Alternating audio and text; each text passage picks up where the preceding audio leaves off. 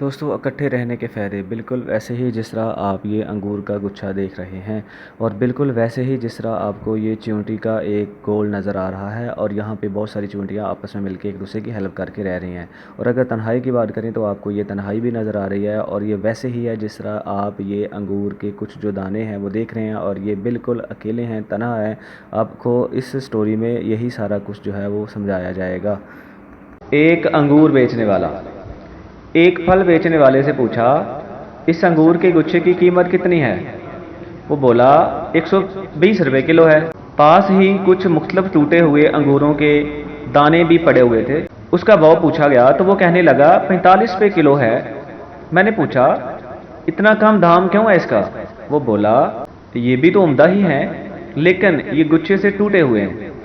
उसी वक्त मेरे ज़हन में ये बात गर्दिश करने लगी कि अपने ख़ानदान से अलग होने पर हमारी कीमत यही होती है, आधी से भी कम रह जाती है।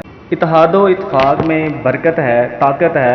इत्तेहाद जब मट्टी ने किया तो ईंट बन गई, ईंटों ने किया तो दीवार बन गई, और दीवार ने किया तो घर बना। ये बेजान चीज़ें हैं, और ये जब एक हो सकते हैं तो हम तो फिर इंसान हैं।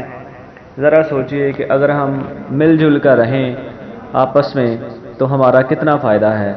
और यही वजह है कि दुश्मन जो लोग हैं वो हमारा इन्हीं बातों से फ़ायदा उठाते हैं कि वो हम लोगों को देखते हैं कि हम लोग एक साथ नहीं हैं, तो वो हमारा फ़ायदा उठाते हैं। इत्तेफाक में बरकत है।